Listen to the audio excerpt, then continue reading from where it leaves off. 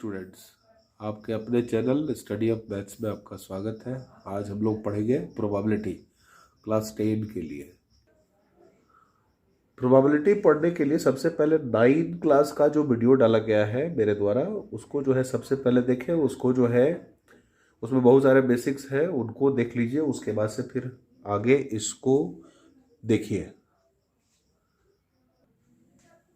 9 class के video में हम लोग एक्सपेरिमेंट भी देखे हैं, इवेंट भी देखे हैं, ट्रायल देखे हैं और उसके बाद से प्रोबेबिलिटी का डिफिनीशन देखे हैं। हम लोग यहां से आगे शुरू करेंगे। एक एक्सपेरिमेंट का एग्जांपल लेते हैं। जैसे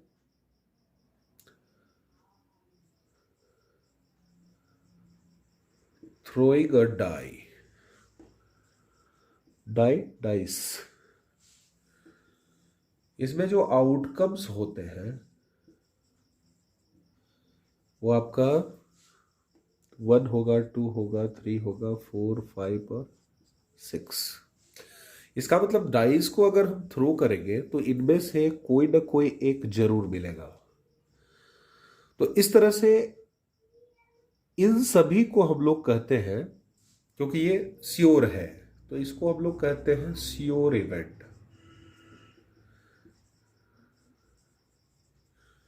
ये सारे के सारे श्योर इवेंट कहलाते हैं।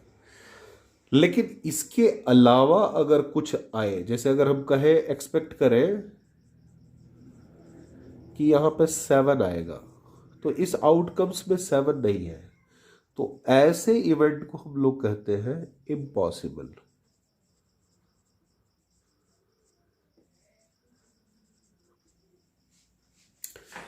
तो देखिए, अब हम लोग जब प्रोबेबिलिटी देख चुके हैं तो प्रोबेबिलिटी का के आधार पर इसको हम लोग देखते हैं कि इस सब का प्रोबेबिलिटी कैसे निकलेगा। प्रोबेबिलिटी होता है probability of an event is equal to number of favourable event by total number of events. ये आपका फॉर्मूला है। अगर इसको हम लोग सिंबॉलिक फॉर्म में लिखेंगे तो NE फेवरेबल इवेंट और ये NS, इसको हम लोग S को सैंपल स्पेस भी कहते हैं।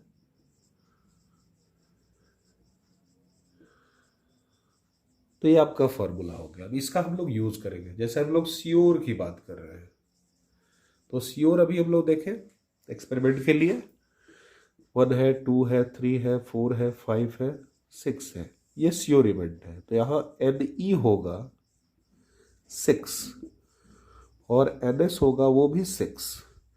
तो therefore probability of sure event is equal to होगा NE बाय NS, मतलब 6/6 कैंसल हुआ 1। ये याद रखने वाली बात है कि श्योर इवेंट का प्रोबेबिलिटी हमेशा 1 होता है। फिर हम लोग इम्पॉसिबल की बात करें। इम्पॉसिबल की बात करते हैं हम लोग। अब जैसे थ्रोइंग अ डाइस में हम लोग डाइस का ही एग्जांपल लिए हुए हैं। हम लोग चाहते हैं कि 7 आए, लेकिन हमारे पास डाइस के आउटकम्स में 7 तो कहीं है नहीं। इसका मतलब क्या हुआ? ये इम्पॉसिबल हुआ। तो हम लोग यहाँ पे NE लिखेंगे 0, क्योंकि ये है नहीं। और फिर NS हो गया 6। तो therefore probability of impossible event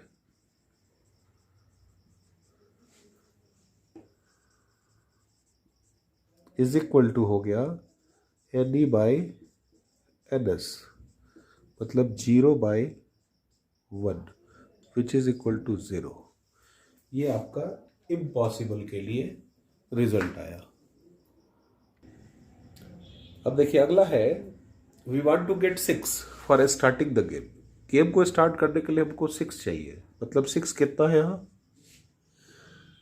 1 है, तो NE इज इक्वल टू 1 और NS हो गया टोटल 6।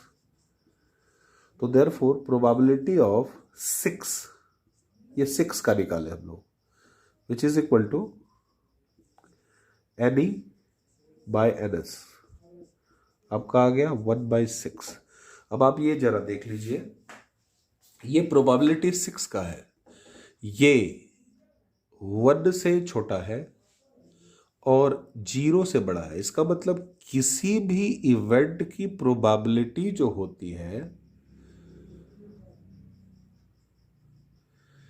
किसी भी इवेंट की प्रोबेबिलिटी जो होती है वो 0 से बड़ी होती है और 1 से छोटी होती है, इसके बीच में लाई करता है। इसको इक्वल भी कर दीजिए क्योंकि 0 भी आया है और 1 भी आया है, तो इनके बीच में लाई करता है किसी भी इवेंट का प्रोबेबिलिटी। ये आपका ये रिलेशन हुआ, इसको नोट कीजिए। अब यदि हम लोग क्वाइन को टॉस करते हैं तो हमारा आउटकम होगा आइदर हेड और टेल। मतलब हमारे पास यहां पर आउटकम्स हुए टोटल, जिसको सैंपल स्पेस कह रहे हैं 2। अब अगर हमको हेड चाहिए तो number of head is equal to होगा 1। तो therefore probability of head is equal to होगा NH बाई NS, मतलब 1/2। इसी तरह से अगर हम टेल की बात करें तो यहां देखिए टेल भी 1 ही है, तो probability of tail is equal to होगा आपका NT by NS which is equal to 1/2। अब आप देखिए दोनों को अगर प्लस कराते हैं, head plus probability of tail, तो आपका 1/2 प्लस 1/2 सॉल्व कराएंगे 1 आएगा। मतलब किसी एक्सपेरिमेंट में जितने भी प्रोबेबिलिटीज है उन सबको सम किया जाए तो 1 आता है। लेकिन हमारे पास यहां पर हम लोग कहना चाह रहे हैं कि एक हुआ ये फेवरेबल और एक हुआ अनफेवरेबल। मतलब फेवरेबल और अनफेवरेबल इवेंट को प्लस करने पर 1 आता है, यानी हर एक जो है दूसरे का कंप्लीमेंट कहलाता है, कंप्लीमेंट्री इवेंट। ये याद रखिएगा, कंप्लीमेंट्री इवेंट, इसको नोट कीजिए। तब इसको ऐसा लिख सकते हैं, प्रोबेबिलिटी ऑफ एन इवेंट और plus probability of not obtaining the event, दोनों एक दूसरे का कंप्लीमेंट्री है, विच इज इक्वल टू 1। अब यहां से आप इसको फॉर्मूला के रूप में कहीं भी यूज कर सकते हैं। Happening the event, not happening के लिए बार यहां अप्लाई करते हैं। ये आपका फॉर्मूला अप्लाई होगा बहुत सारे क्वेश्चंस में।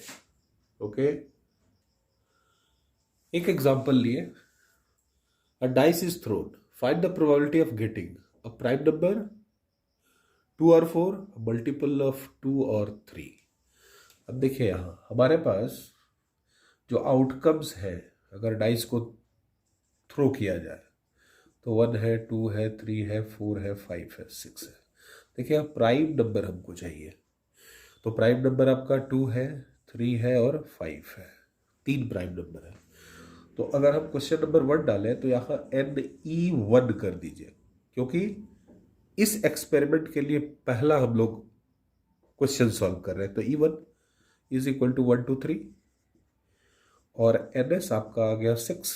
तो देयरफॉर प्रोबेबिलिटी ऑफ E1 मतलब getting prime number is equal to NE1 by NS is equal to 3/6, cancel करेंगे 1/2। ये आपका पहले का आंसर हुआ। अगर दूसरे की बात करें, क्या है 2 और 4, तो 2 और 4 तो 2 ही है, 2 या 4। तो यहाँ NE2 जो है वो होगा 2। तब probability of E2 is equal to आएगा NE2 बाय NS। आपका आएगा 2/6, कैंसिल होगा 1/3। ये आपके दो आंसर आ गए थर्ड के लिए। देखिए थर्ड में हमको चाहिए मल्टीपल ऑफ 2 और 3, तो 2 का मल्टीपल होगा 2, 4 और 3 का मल्टीपल होगा 3 और 6, ये चारों है। तो यहां पर आपका NE3 जो है वो होगा 4 और NS तो वही रहेगा, तो therefore probability of E3 is equal to होगा NE3/NS, मतलब 4/6, कैंसिल करिए 2/3। इस तरह से आपका आंसर मिलेगा। एक और क्वेश्चन देखेंगे, उसके बाद से फिर अगले क्लास में अगला देखेंगे। क्वेश्चन है A coin is tossed 3 times. Find the probability of getting 2 heads, 2 tails और 3 heads. अब देखिए यहाँ एक क्वाइन में हेड होता है, टेल होता है, मतलब 2 फेजेस होते हैं। तो सैंपल स्पेस निकलेगा 2 फेज कितनी बार है? 3 बार। आपका आएगा 2 इंटू 2 इंटू 2, मतलब आपका 8 हो गया सैंपल स्पेस। अब जरा आउटकम को हम लोग कलेक्ट कर लेते हैं। जैसे एक हेड आया तो बाकी में 2 टेल आएगा, तो ये ऐसे भी हो सकता है टेल हेड टेल या टेल टेल हेड। ये सिंगल हेड के लिए। अगर डबल हेड आया तो HHT HTH फिर THH, ये 2 के लिए हुआ। अगर 3 हेड आया तो हेड हेड हेड। अब जरा देखिए 1 2 3 4 5 6 7, टेल भी आएगा तीनों।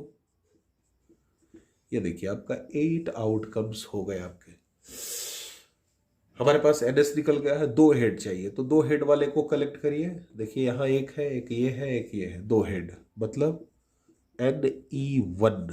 ये फर्स्ट क्वेश्चन है, आपका आ जाएगा 3। तो प्रोबेबिलिटी ऑफ फर्स्ट वाले का NE1/NS is equal to 3/8 answer. चलिए दूसरे की बात करें, क्या चाहिए? 2 टेल्स। देखिए 2 टेल्स में ये है, ये है, ये है, मतलब आपका NE2 भी 3 ही आएगा। तो इसका भी प्रोबेबिलिटी 2 ही आने वाली है, 3/8 ही आने वाली है, सेम।